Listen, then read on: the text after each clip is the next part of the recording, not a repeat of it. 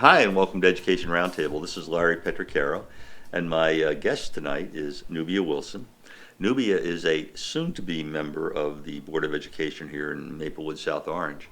So she ran as part of a team with Regina Eckert and Bill Gifford, and all three of them are going to be taking over in January 5th, I think is the day that you'll be sworn in. Yes. So why don't you give us a little bit of background about yourself, Nubia, if you would, and if you want, you can tell us a little bit about the team members as well. Yeah, sure. Thank you so much for having me on. So I have lived in South Orange for 11 years, and many people are surprised to hear that because my kids are a little bit younger. I have a 9-year-old who's in 4th grade and an 8-year-old who's in 2nd grade at South Mountain. My husband and I moved here from the city like most others. Yeah. Not Brooklyn, though. Moved from Manhattan. And I'm in the communications space. So I worked in journalism before I got into public relations and marketing, which is what I do now. And actually, even before that, I was a teacher in Taiwan, which was a really amazing experience and got my feet wet a little bit in PR and marketing, believe it or not. So for the past 7 years, I've been running my own PR agency called Cielo Consulting, supporting a lot of the local.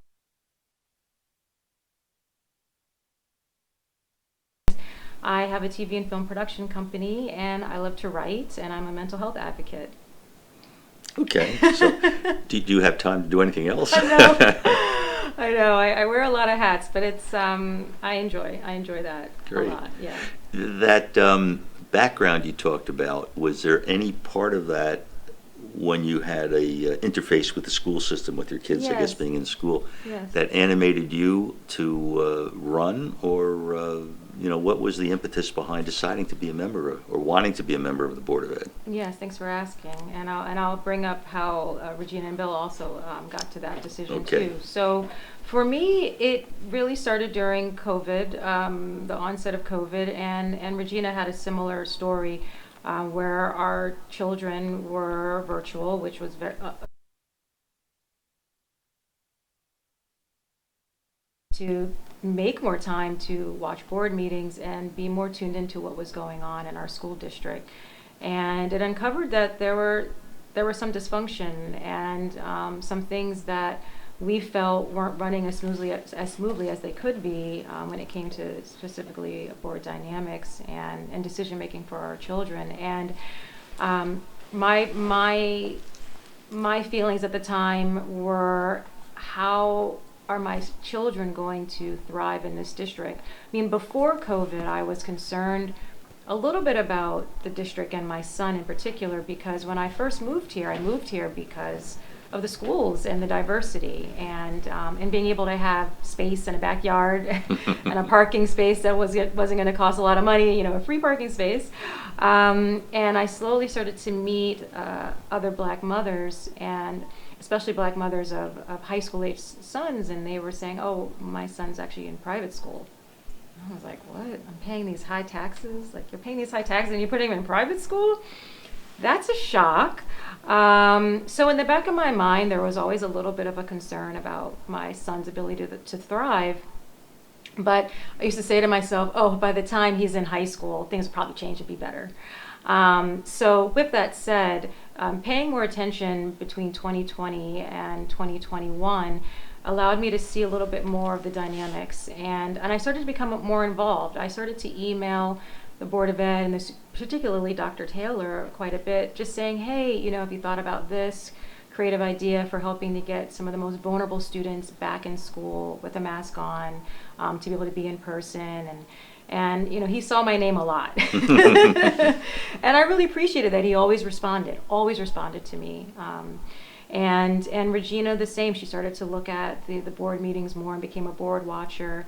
And so, although we didn't know each other until we each saw, the three of us saw our name,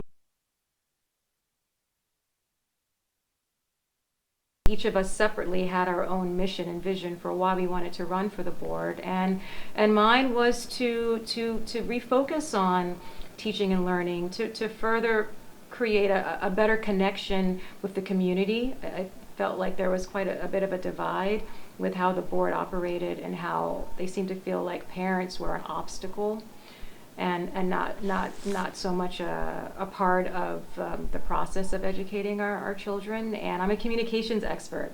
And as a publicist, all I do is communicate with the public and connect with them in the most authentic and transparent way possible. And even I wrote an op-ed in the Village Green about this, about the way the district communicates and how the district can be more aware of emotional intelligence, and how the district needs to be aware that we've been traumatized. The community has been traumatized in many ways, and feels that there's trust has been lost. So to bring it back to the team, Regina decided to run for similar reasons, and Bill grew up here. He went to Tuscan, I believe, yes, and then he went to Maplewood Middle School and then Columbia, and he tried to run for Board of Ed a few times as a high school senior, and then again thereafter. And we joke like third time's the charm. But I always say he's our historian, because he experienced the district and has lived through many of the challenges that we're still talking about today. And so he decided to run a third time after returning back to Maplewood to raise his family. And people always ask, well, how did you decide, to run together? None of you knew each other. And so ironically, we had similar contacts, and speaking with some of them about our desire to run, and then finally running and talking about the process of the campaign and what that would look like, they said, the three of you should really connect, because the three of you have similar values, similar ideas, and you might want to also pool your resources together, because not many people know it's very expensive to run. If you're going to do a good campaign, it's also expensive to run for Board of Ed, and it takes a lot of time and a really strong team. And if you're lucky enough to be able to have partners that you have synergy with, that's amazing. And this was not premeditated. We each spent most of August getting to know one another and talking about our goals. And luckily, we all, there are things that we didn't always agree on or had different maybe opinions, but the main issues we all agreed on. And so, we decided to run together. Well, now these main issues, they were the communications aspect. So, yes. The way the school handled the virtual learning and the lack of coming back. It was, I would say, Regina and I had similar feelings on the communication and virtual learning and the disconnect with parents when it came to that. Bill hadn't experienced that because his children were not in the district yet. He has younger children. His son Killian is in pre-K now. So the bigger challenges for us were board functionality and being more collaborative and working together, and also a board that puts a priority on teaching and learning and improving our curriculum and focusing on the achievement gap in the early years, not just at the high school age, and being fiscally responsible, focusing on social emotional learning, and also Bill, if people followed debates and visited any of our coffee talks, he cares a lot about vocational learning and making sure that students, as they go through our school system, have access to the option to enter the Essex County or Union County VOTEC programs that we have partnerships with. So he is in green technology, and that's a passion of his. And so I've learned a lot about that world through Bill. And Regina has a background in culture and people, and most recently in EdTech. She worked for a company that created programs, web-based programs, as like curriculum, extracurricular, I guess you could say, from an academic standpoint. And so because of that, she had the opportunity to learn more about curriculums and learning for pre-K to, I don't know, actually the before high school for sure. And then also building the people and culture experience and part of the company, because it was a startup. So she was involved with hiring and recruiting as well. And so she brings to the table understanding the dynamics of working together as a team, as well as the educational aspect of the ed tech aspect. Yeah, so a couple of things come to mind. I'll probably forget half of them, but the working together as a team, it sounds as if you felt that the proper dynamics didn't exist on the board as it is now. That they were sort of a group of individuals who didn't know how to cohere, and that's something you hope to change, I presume. Yeah, I think that from the outside in now, it's always different when you're in it. Agreed. It's so much easier on the outside. Look, you have 9 different people that are going to come to the table with different goals and different ideas about their role and what they can accomplish, and you have to work together to come to consensus, and that's. I won't speak for Regina or Bill, but myself personally, I think that some of the members knew how to trigger one another very well, and there was no healing. There was no reconciliation that took place that enabled certain members to be able to overcome some of the challenges and some of the discourse that took place in the past couple of years. And so, when you haven't reconciled, how are you then going to be able to be to work together as a team? It's going to be very difficult. And every year the dynamics of the board change because there's always new members. A third of the members are going to change. Well, that brings up an interesting question when you talk about the dynamics, is that it could be these kind of interpersonal, emotional skills you're talking about, or could it be also just a total difference in how people see the board, or the priorities of the board, or the priorities of the district? Because maybe that's a good place to start. We have about 2 minutes before the break. What do you see the role of the board as? Right. Well, it's not even my place to say what I think the board should or shouldn't do. I mean, the role of the board is to govern and to oversee the superintendent. He's our one employee, and by doing that, we are supporting the district to run well, right? We're overseeing the super, and with that comes additional roles of reviewing policies, updating policies, reviewing curriculum, or looking over the budget. The budget has been a hot topic during the campaign, and I think it's always a hot topic because so much of our taxes go to the budget. But we try to remind residents and those that we've spoken to on the campaign trail that the board is the what, not the how. We don't have power and control. We can't control and force the district to do certain things, as much as we might want to. That's not our role. Our role is the what should be done. And then the superintendent takes that and then rolls it out with his team for the how it's going to be put into place. Well, you communicated that rather well. So as the role being basically to pick the superintendent, because once you picked him, it's you kind of unleash him, right? And you hope you've gotten everything right in the first place.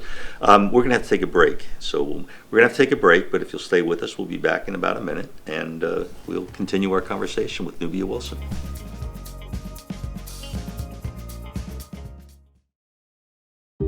In America, millions of families are facing hunger. Many are forced to choose between food and other necessities. I'm stuck between paying for medications or paying for food. John from Maine. After rent and power, I can get groceries. It's sad to say food comes last. Anna from Texas. The Feeding America network of food banks helps provide over 6 billion meals to people in need each year. I thought pantries were for less fortunate people, but anybody could be less fortunate in a day or even a second. Claire from Virginia. Now I can provide food for my family again. It's not a handout, it's a hand up. Liam from Ohio. No one should have to worry where their next meal will come from. Together, we can end hunger. Learn more at feedingamerica.org.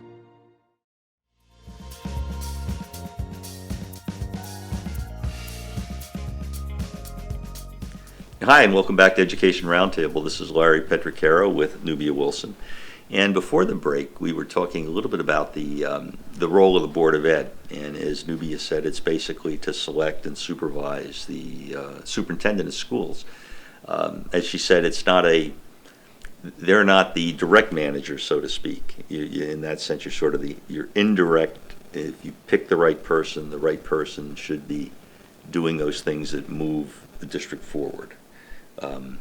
So what do you see as successful in terms of moving our district forward now? Mm-hmm. Right. Well, first, being a functional board, the research has shown that if a board functions well and is high performing, then the superintendent will function well and the district will thrive. And the board evaluated themselves at 1.8 last summer. And so the goal is to when we evaluate ourselves next summer, to be more than that. If we can get to 2 point something, that would be great. We are experiencing record learning loss in this country, not just here in New Jersey and in our town, but in the country. And as a parent, I will say it's scary to think about the fact that our children are behind because of virtual learning, and we need to really focus on the early years. We need to make sure that we're evaluating, that our teachers are evaluating our students well, and that the teachers are armed with what they need to be able to provide as much curricular support as possible for the learning loss that we need to make up for. Not every family can afford outside tutoring, right? And so I know that our teachers work really hard here, and they're a huge asset. And so one of my questions is going to be, how are we evaluating our students? How are our interventions enough? Do we need to be more dynamic or look to other resources to support our students, especially in K through 3?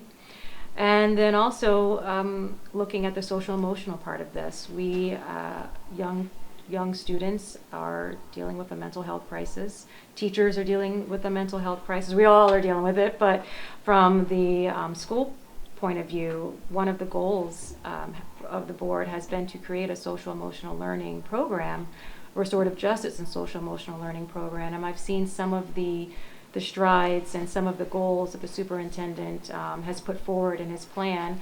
I think it needs to be it needs to be more robust. I'd love to have the ability to push for the superintendent to do something like CASEL, which is a research-backed program that is a little bit more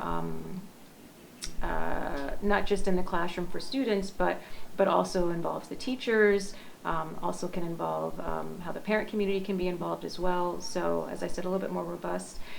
And curriculum in general, Well, the social emotional learning part, just so I understand it, Yes. Is that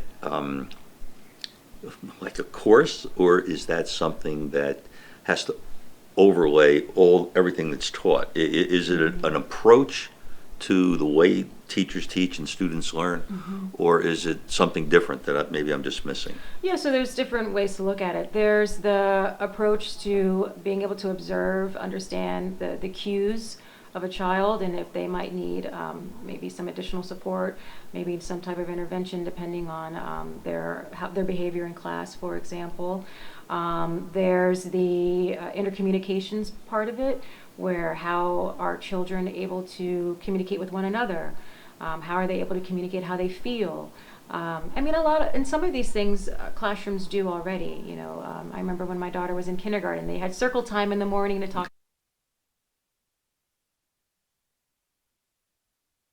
Learned, and I think this is why the board, rightly so, put it as a goal to create a program, is it's not consistent. Certain schools are doing certain programs or certain workshops that are really amazing and that really support students in their mental health inside and outside of the classroom, and other schools are not. And so it'd be nice for, especially from an equity standpoint, for students to be able to get the same experience everywhere. Clinton does some really great social emotional learning programs that they've done that other schools do not. So that's the reason for having a more a program that is like a gold standard, that is research backed, that can be implemented everywhere. I mean, you're always going to have schools that principals will come up with ideas for something that might not be implemented somewhere else, but then we can learn from them and maybe adopt it as well in another school. And then there's the teacher component, right? And the restorative justice component, especially when it comes to when students are being suspended or getting into trouble, and how to help them so that, one, they're not repeating the act, but also that they're getting that support that they need to ultimately enable them to thrive in the school, in the classroom. Listening to that, it sounds to me, let's see if I'm oversimplifying that the social emotional learning is another tool to actually get the student to get through the educational process as unencumbered as possible. Is that? Yeah, I think that's a good way to put it. And I think that because here's an example. We have such a wonderful, liberal, diverse community, and let's say you're a student that wants to be non-binary, and you want people to be able to honor that and to follow through with that and be respectful of your decision. That can be very complicated, and there could be situations where you might be bullied because of that, and there could be a component of the social emotional learning program where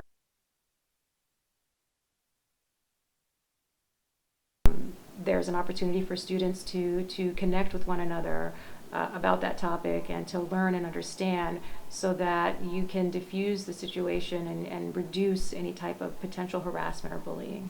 Okay. Yeah, I think I have a better understanding then. It's really to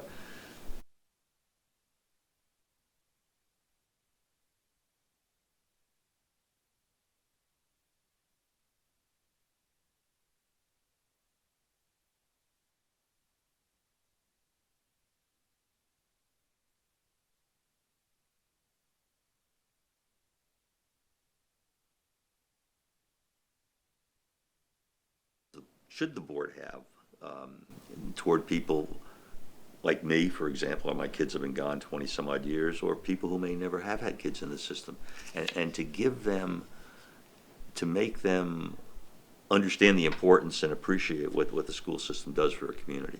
Do you think that's something you should do? Let me put it that way. Maybe you don't. I don't know. Right. I think it's a great question, and I got to speak with many members of our community who their children have moved out, their children are now in college, and they're just as important as everyone else. They care about our school system. They want our school system to be an asset. If they decide to sell one day, they don't want to worry that, oh, no one wants to move here and start a family because their school system isn't up to par. And the families in general, what you hear when you're talking to other families and newcomers that come here, they say, well, we looked at the school system, we looked at the type of home we could have and the commute from the city. And so schools are important to a healthy school district helps everyone, not just the students, but also those who are taxpayers that might not have that might not have children who are in the school system. And some of those people are experts themselves in education, and I had some great conversations with neighbors that worked in special education, for example, and had very strong opinions about our special education department and some of the challenges. So I think that all voices are important, and none of them should be shut out just because maybe they don't have children in the district. Well, I agree. I think the school system is probably one of the things that really binds the community together, whether you have kids in the system or you don't have kids in the system. It's something that we all want to be proud of, right? And you mentioned special education. I think that's always been a difficult nut to crack. And let me ask you this, because we talked at one time, you mentioned, you used the term decision making, and I can't recall when it was earlier in the show. Mm-hmm. Too often I think that we can be swayed by noise rather than need, and I'm just wondering how you think we should distinguish between those things, because you're going to hear from a lot of people who, frankly, will probably think the school system exists entirely for their 1, 2, 3 children, and you don't have that particular point of view that you can take it if you want, but that's not your responsibility. You're responsible, I guess, for everybody. So Right. how do you think you'll distinguish between, or try to distinguish between what's really needed and what's just kind of nice to have kind of thing? No, it's a great question. I actually I'm more concerned about what we don't hear than what we do, because a lot of times those who are making the most noise are the ones that also have the resources to make the most noise and then to go take legal action. And those that don't sometimes are the ones that you don't hear from.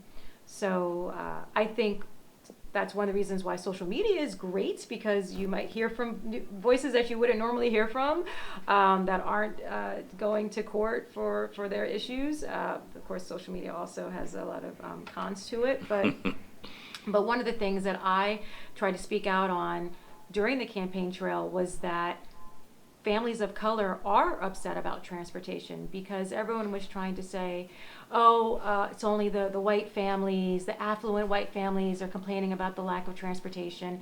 And it was like, that's not true. I have gone door to door and spoken to families, and I've spoken to families of color that are complaining, that are upset, that have had to adjust their work schedules and have had to scrounge up to, buy another car when they weren't planning to buy another car. And maybe you don't hear their voices as loudly, maybe because they're not in your circles, or because they're not on social media, or because they didn't bring a lawsuit, but they're out there. So you have to, I'm all about digging for the facts. I have a journalism background, so I know that there's always more than one side to a story.